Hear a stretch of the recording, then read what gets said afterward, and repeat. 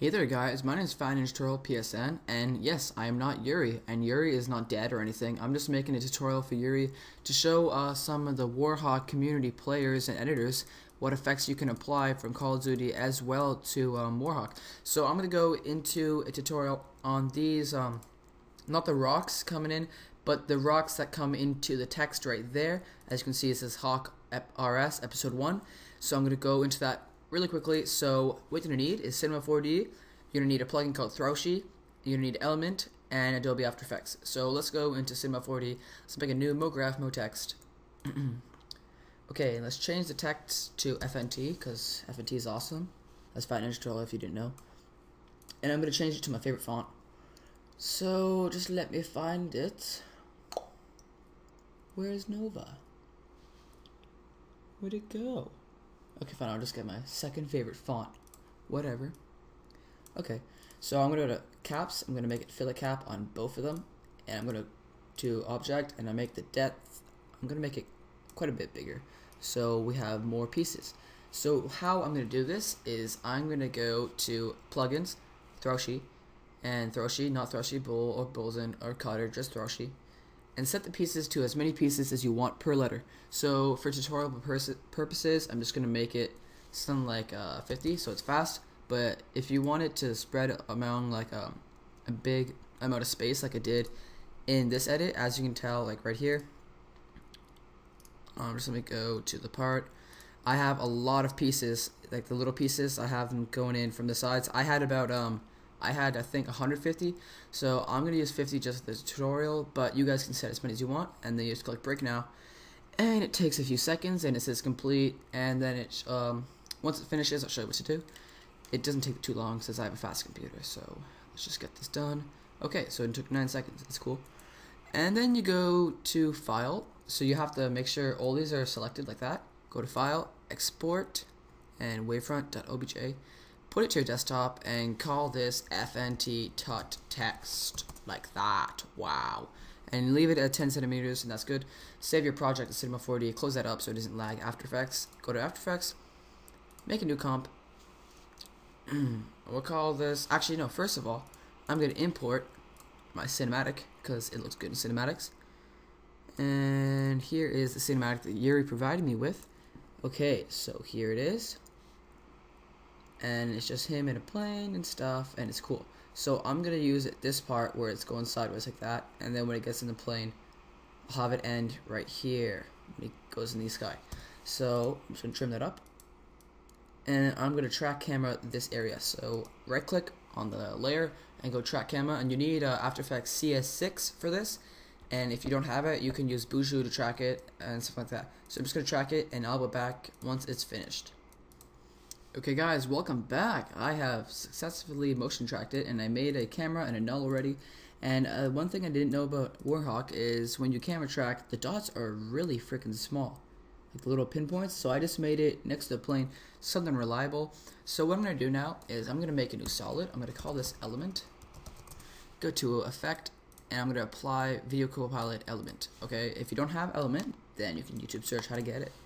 Then I'm going to duplicate the cinematic, and I'm going to freeze frame on the duplicated one, and I'm going to delete the camera tracker, so After Effects does not need to recognize it as a motion tracked layer. And I'm going to add a Gaussian blur onto it and drag it up a bunch and turn this layer off. So now it's turned off. I'm going to go to Element, go to Custom Layers, Custom Texture Maps, and I'm going to rename this layer to Frozen, and go to Element and put Frozen as your layer 1, and then we're done for that. Go to Scene Setup, Environment, and set this to your layer. Import, go to your desktop, find your FNT text to it. Okay, now this part, if you click, so you do, what you want to do is click Auto Normals, and if it takes a long time to load, you did it wrong. So something happened wrong and it didn't export properly, but it didn't take too long to load. So yeah, it's good for now. And what we're gonna do, you cannot use a bevel on this because it's only it's already 3D itself from the Cinema 4D. So just go to Materials, Pro Shaders, Metal, and I'm just gonna apply a random metal. So I think nice silver would be cool. Yeah, that's nice. Maybe not. I don't know. Bronze. Sure, that's, I don't know. Ugh, it's really gross. You know what? That's good. That's good for now. And I'm just gonna turn the reflection down quite a bit. Okay, that's good now. And if I click here on the environment and I hold Alt, I can look down at the map and it looks pretty cool. And yeah, if you guys didn't know that, you can mess around with this for like hours on end, just trying to look for stuff around the map. And it's pretty smart. And yeah, so I'm just gonna leave it like that. And now I'm gonna make a group one and I'm gonna hit OK. Okay, now it's gonna load up. It's gonna take a few seconds as it always does. And now it's done because my mouse is white. And there's my FNT text. I want to make it over here, so I'm gonna go on my null. I'm gonna hit P for position, and I'm going to go to my element group 1 particle replicator, and I'm only gonna adjust the Z position according to my null. So it says 52,000, something like that. That is pretty big, but whatever. Go to particle look, and gonna make this insanely big because I can't see my text. Where'd it go? Here it is. Okay. Oopsies. And I'm gonna drag this over. And why is it doing that?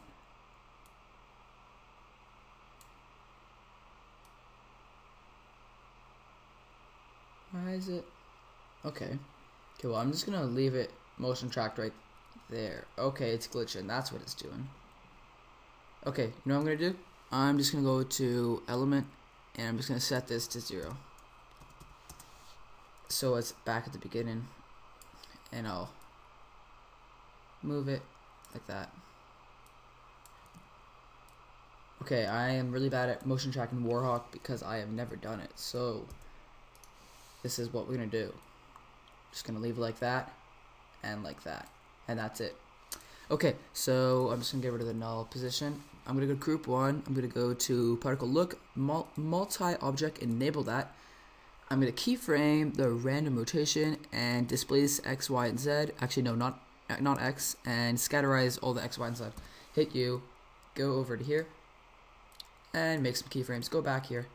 And go crazy. And as you can tell, it splits up the thing and it looks pretty sweet. So, yeah, that's awesome. And yeah, that's pretty cool. It's just like a big blob. And I'm actually going to keyframe the X now. Now that I realize I kind of want it. Okay, there we go. X. Okay. And as you can tell, the text comes together. Go over here. And I'm just going to put this to 0.